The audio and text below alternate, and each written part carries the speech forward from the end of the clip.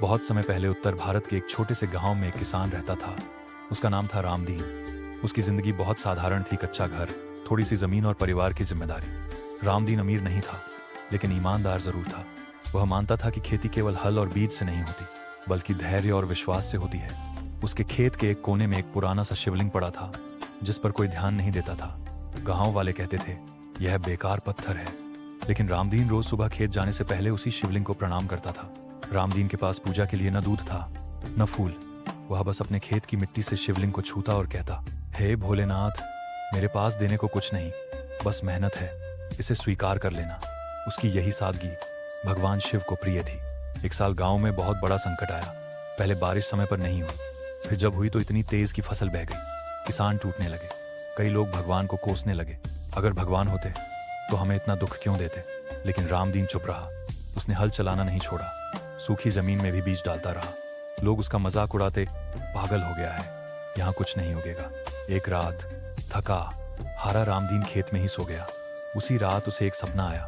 उसने देखा एक जटाधारी योगी, जिनके शरीर पर भस्म लगी थी, खेत में खड़े हैं। उनके हाथ में त्रिशूल नहीं, बल्कि हल था।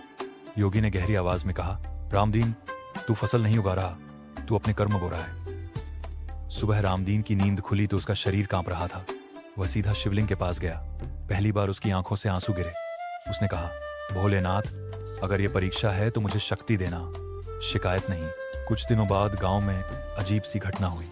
रामदीन के खेत के पास की जमीन में एक छोटी सी दरार से पानी निकलने लगा।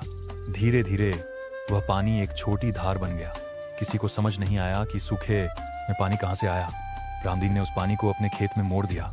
कुछ ही हफ्तों में उसकी फसल हरी हो गई, जबकि आसपास के खेत बंजर ही रहे। गांव वाले हैरान रह गए। जो लोग भगवान को कोस रहे थे, वे अब रामदीन से पूछने लगे, तू कौन सा मंत्र जानता है। रामदीन बस मुस्कुराकर कहता, मैं बस कर्म करता हूँ, फल शिव पर छोड़ देता हूँ। जब फसल कटने का समय आया, रामदीन पहली बार अपने जीवन में संतुष्ट था। उसने गांव के भूखे लोगों में अनाज बांटा। उसी रात गांव में तेज आंधी आई, लेकिन रामदीन का खेत और घर सुरक्षित रहे। सुबह लोगों ने देखा शिवलिंग के चारों ओर हल के निशान बने थे, जैसे किसी ने रात में वहां काम किया हो। तब गांव के बुजुर्ग बोले, भोलेनाथ केवल मंदिरों में नहीं रहते, वो उस किसान के साथ रहते हैं जो हार के बाद भी हल नहीं छोड़ता। उस दिन के बाद गांव में उस शिवलिंग की पूजा होने लगी।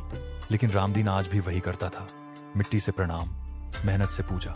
वह जान चुका था कि शिव शंकर कर्म से प्रसन्न होते हैं, शिकायत से नहीं। सीख, जो किसान मिट्टी से जुड़ा रहता है, शिव उससे जुड़े रहते हैं। जो कर्म नहीं छोड़ता, उसे भगवान कभी नहीं छोड़ते।